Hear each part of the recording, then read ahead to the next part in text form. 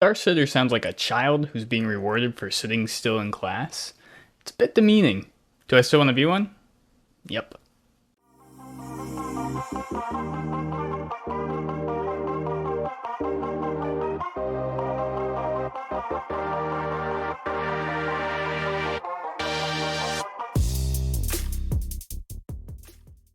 Today, I received a notification on my Rover app.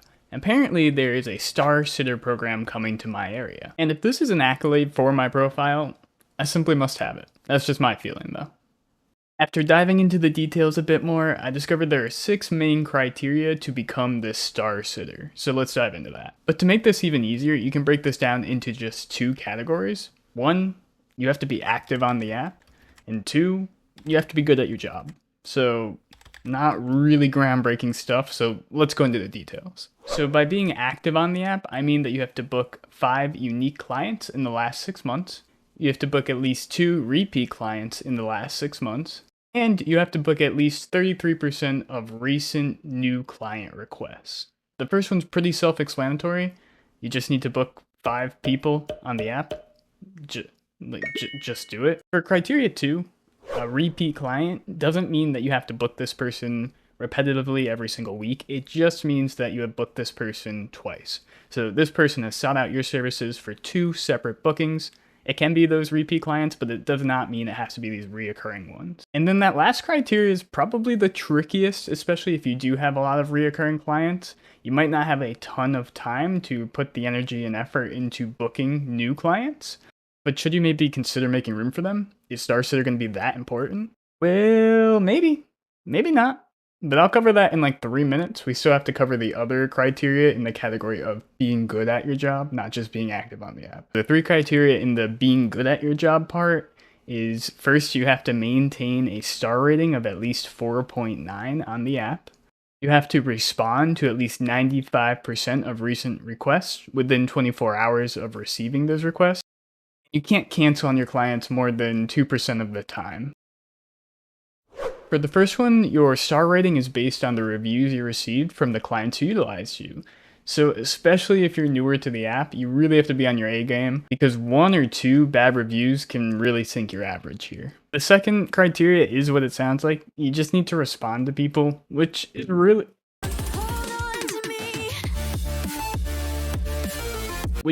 what you should be doing anyways. We work on a gig-based app.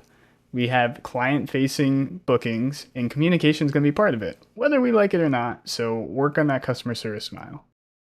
If this is something you struggle with, maybe you don't check the app super often, turn on notifications on your phone. That way you get a ding every single time you get a message so that you can respond to this new potential client. Even if it's a no, make sure you're responding to them. And for the third one, if you're wondering what a last minute cancellation is, it's within 5 days of the booking. So for this one, get yourself a calendar. It can be physical, it can be virtual, I don't care.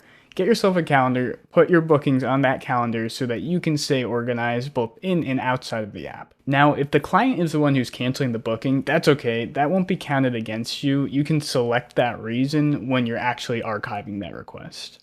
Okay. Big reveal time. So what is the benefit for being a Star Sitter? Is it worth it? Probably not. Look, it doesn't hurt. So if you're putting up those stats naturally, then more power to you. I just wouldn't go out of my way to achieve it because it only seems like there's really just one benefit to being a Star Sitter. For example, it's not like DoorDash's program where they have the top dasher. Now, the top dasher gets to see high-paying offers first, so that's a pretty big benefit for that app. But it looks like in terms of Star Sitter, all that really changes is that there is a Star Sitter filter a client can use when searching for a pet caretaker. Now, it doesn't mean they will use that filter, but if they do, it's going to be a very small selection of sitters who will be available for them. So I guess in that sense, your chance of being selected goes way up because there's just going to be less competition if they're using that Star Sitter filter. So I don't put too much value on it right now. Maybe they'll alter it in the future. Maybe they'll make the benefits a bit better. But for now, it's just like, yeah, if you hit it, that's great.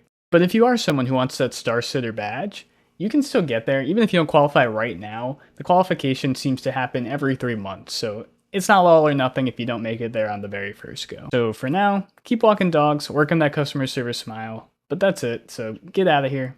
Okay, bye bye. Go see your dogs. No, really, they miss you. Go see them.